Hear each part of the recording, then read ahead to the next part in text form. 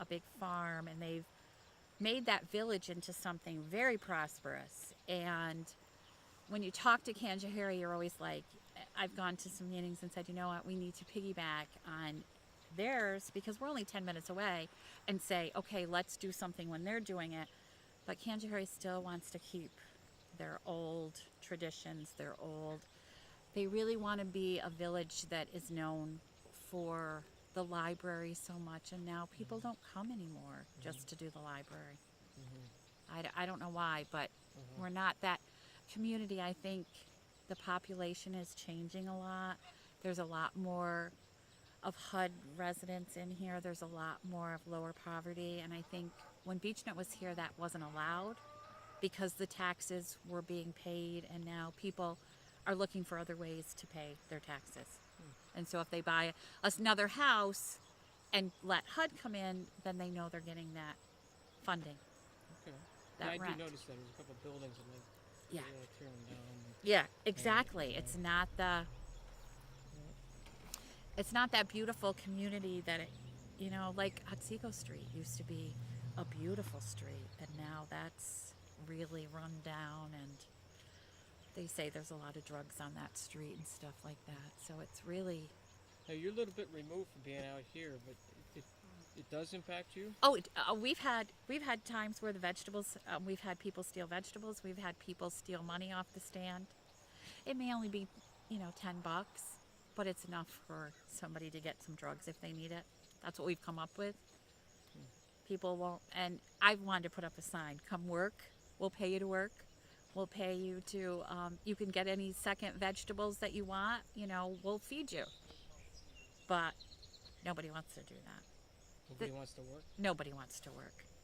Nobody wants. These kids have been amazing this summer. I don't know if David talked a little bit about that, but they have done fantastic. And to think that, an adult could do this, but they can make more money not doing it, probably, than doing it.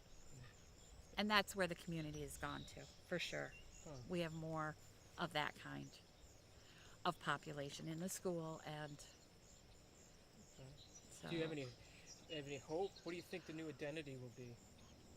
I I'm hoping that somebody is going to come in and get into BeachNut, but I think it's going to have to be completely torn down.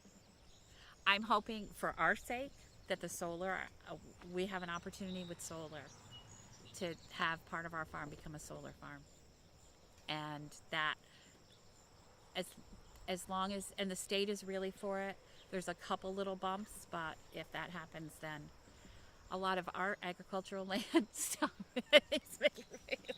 A lot of our agricultural land will turn into commercial land, and it'll be a 30-year lease. So Okay. that's what I'm hoping for the future. Okay. But it's interesting because there are some young farmers along this road that could have had the opportunity to do that, and they're not doing it. And I applaud them tremendously because of that, but I worry about their future because at least this would have been a back for them if times got even tougher. I know once it's in your blood farming, it doesn't get out. I mean, my 3 kids all have stuff to do with agriculture. Do you know how many farms are in Canada and how they've been impacted in the last 10 years? I don't know how many farms. I know that on this road, there used to be, well, David's cousins live all up and down this road, and there's now been at least three including us, that have gone out and are not milking cows anymore. And David had talked to somebody with ASCS, and in Montgomery County in general, it's like 2/3 or less of farms than there were 10 years ago. So it's affecting everything. But it's the price of milk is a lot of it. Can that be fixed? It could be fixed, but it's a governmental. Milk is one of the few things that the government decides the price on. And when they make that price, they're not looking, the producer is not the one that's getting the most of the money. It's the people that are manufacturing the milk. After it goes to the manufacturer, they're getting the money. And it's been that way for years, but tractors still keep going up in pricing. I mean, cost of labor still comes up. Right now, we're kind of lucky. David took a baler that we needed to do because we're going to do some round bales to feed the beef cows, and took it over to an Amish guy and probably got it fixed for 2/3 less of what it would have been if we took it down to a dealer. So the Amish are, a lot of people in town were like, this is great, the Amish are here, and they talk about the north side, the fundamentalists, and the south side. Oh yeah. So how has Amish impacted you? Amish have impacted us in a couple different ways. One way is the fact that we can't pay to put in our sweet corn, to get organic sweet corn, to put it in, and that was with David doing it. That's not even counting the labor, to pick it and everything, and charge $3 a dozen where they can, because they put it in by hand. They're using their children to pick it, and I don't know what the quality of it is, but we did send the 2 kids up to go see what they were charging, and they're charging $3 a dozen, and you can't make any money. And that's what's hard. Like, that's why we went to the greenhouses. We took the greenhouse and made it from one that we were raising heifers and now have the tomatoes in it. We get our tomatoes the middle of June. So we've got where people are coming from all over, Johnstown, Gloversville, Amsterdam, to get our tomatoes because they're so early and they taste like homegrown tomatoes. They have that flavor and stuff, where the Amish aren't getting those. Although people think Amish, they think a lot of all natural, and we had somebody who, when the kids were up there, they found stickers on their tomatoes. So they're from Pennsylvania. So they've gone to, there's a big auction, and people bring up stuff from Pennsylvania, and they'll buy it, and then they put it back on their stands, because there's stands all over. It's hard to be a farmer. Tell me about your struggles about being a farmer. It's every day. There's no, as I say, when the summer comes and you start to see all your friends going on vacations, there's not a lot of vacations, if any. I mean, especially in these times, there's not a lot of people on vacations. When our kids were all here, showing cows was our vacation. We'd go to the fairs. Next week, 2 out of 3 of the kids will be at the Cobleskill Fair with their children, showing cows, and that's their vacation. But there's no vacations. You're here 24/7. I mean, some of the bigger farmers now that are going to huge, 1,000 cow dairies and stuff like that, they're able to. But a small farm, you don't have anybody that's going to, you still got to feed your beef cows. You still have to feed the chickens. You still have to. So, and that's another thing that is with all these scares, with all these different foods and stuff. I, as a kid, never remember that. But I think it's because we, as a population, are looking for, everybody wants to have fresh vegetables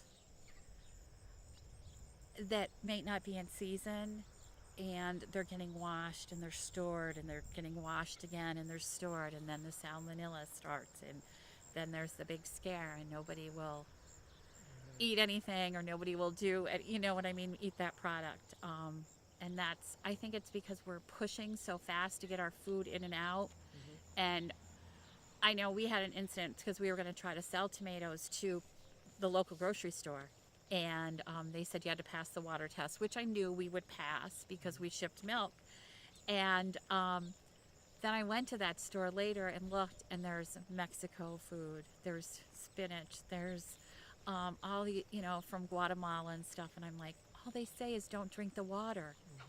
And here, I'm sure that was washed with and then, shipped to here. And yeah, so eating local is very, very important in our world. Okay. So yeah.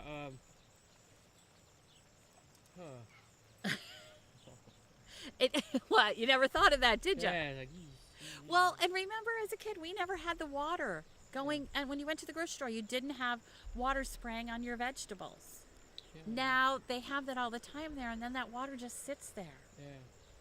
So it's. How about New York State? If I think of other states, you can have an easier time, I think, farming or taxes. Tell me about New York State and what it's like to be living here. It's very high in taxes. They say that we're, well, there's the mailman. We're one of the highest taxed states.